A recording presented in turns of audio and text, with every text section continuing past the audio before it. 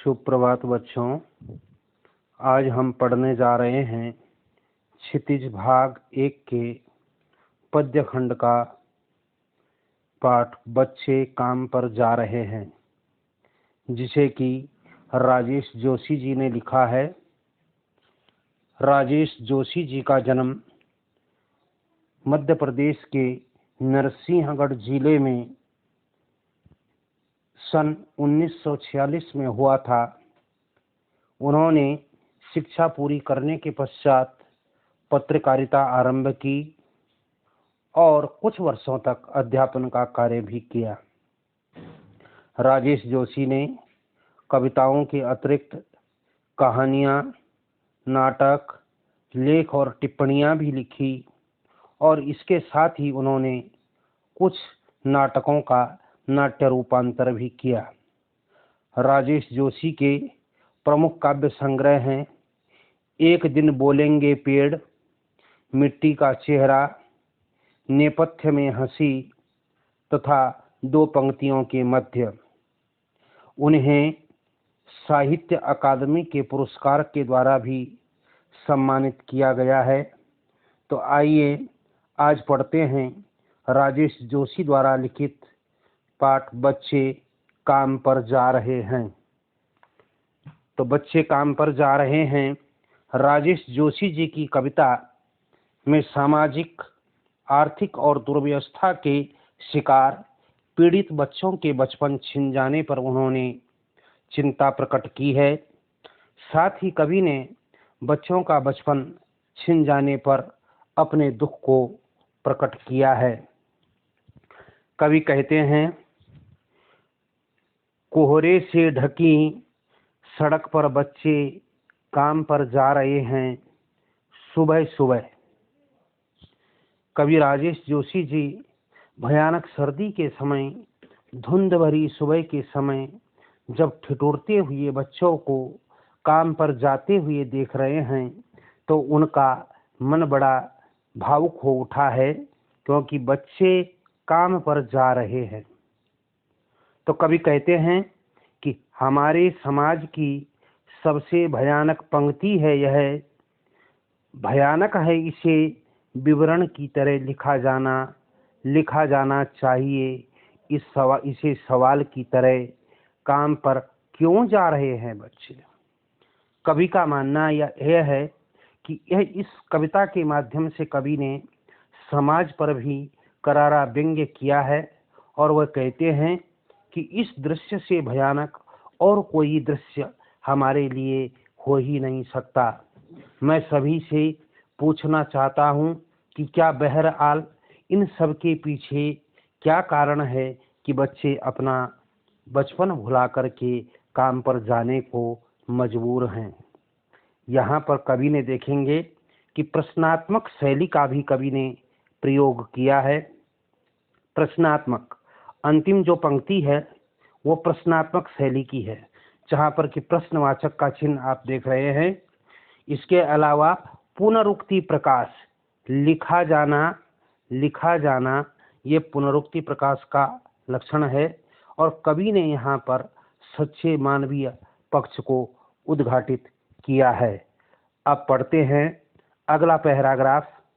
अब कहते हैं, क्या अंतरिक्ष में गिर गई हैं सारी गेंदें, क्या दीमकों ने खा लिया है सारी रंग बिरंगी किताबों को, क्या काले पहाड़ के नीचे दब गए हैं सारे खिलौने, क्या किसी भूकंप में ढह गई हैं सारे मदरसों की इमारतें, क्या सारे मैदान, सारे बगीचे और घरों के आंगन खत्म हो गए हैं एकाएक।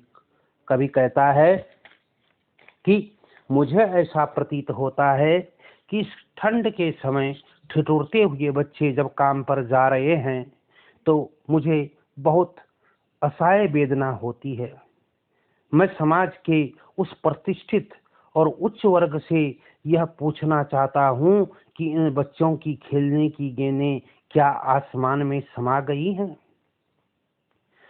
क्या इन्हें जो पढ़ने के लिए जो रंग बिरंगी किताबों में इन्हें खेलना चाहिए था, पढ़ना चाहिए था, इनका बचपन व्यतीत होना चाहिए था, क्या उन किताबों को दीमक ने खा लिया है? इन बच्चों के अभी खेलने खाने खेलने कूदने के दिन थे। क्या कोई काला काला पहाड़ है जिसके नीचे इन सभी के सारे खिलौने दब करके समाप्त हो गए हैं, या किसी भूकंप से ढह गई हैं सारे मदरसों की इमारतें? कभी को लगता है कि इन बच्चों की खेलने खाने और पढ़ने की उम्र है, और इस उम्र में ये जब काम पर जा रहे हैं तो मुझे ऐसा प्रतीत होता है कि कोई भयानक भूकंप आया होगा जिससे कि सारे विद्यालयों की इमारतें ध्वस्त हो गई होंगी। क्या सारे मैदान, सारे बगीचे और घरों के आंगन खत्म हो गए एकाएक? एकाएक से तात्पर्य अचानक। क्या अचानक मुझे लगता है, क्या सारे मैदान, सारे बगीचे और घरों के आंगन जहां इन्हें खेलना चाहिए था वो अचानक समाप्त हो गए हैं? फिर कभी कहते हैं तो फिर बचा ही क्या है इस दुनिया में?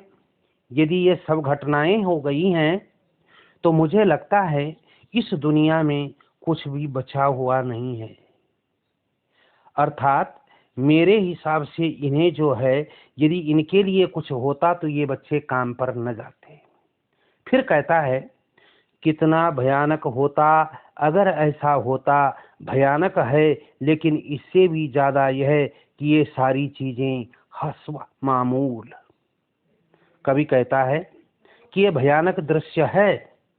मेरे हिसाब से ये बहुत ज्यादा भयानक दृश्य है, लेकिन इससे भी ज्यादा भयानक स्थिति क्या है कि ये सारी की सारी चीजें यहाँ पर एक सब बच्चों आप देखेंगे एक शब्द आया है हस्ब मामूल। हस्ब मामूल का मतलब है ज्यों की त्यों, ज्यों की त्यों, अर्थात जैसे की तैसी।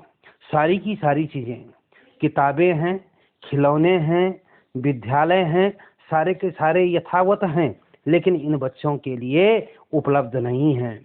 तो फिर कहते हैं कि पर दुनिया की हजारों सड़कों में गुजरते हुए बच्चे, बहुत छोटे बच्चे काम पर जा रहे हैं।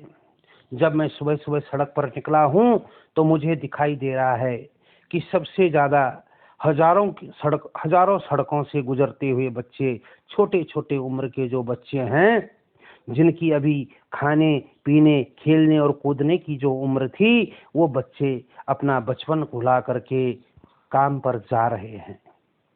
काम पर जा रहे हैं।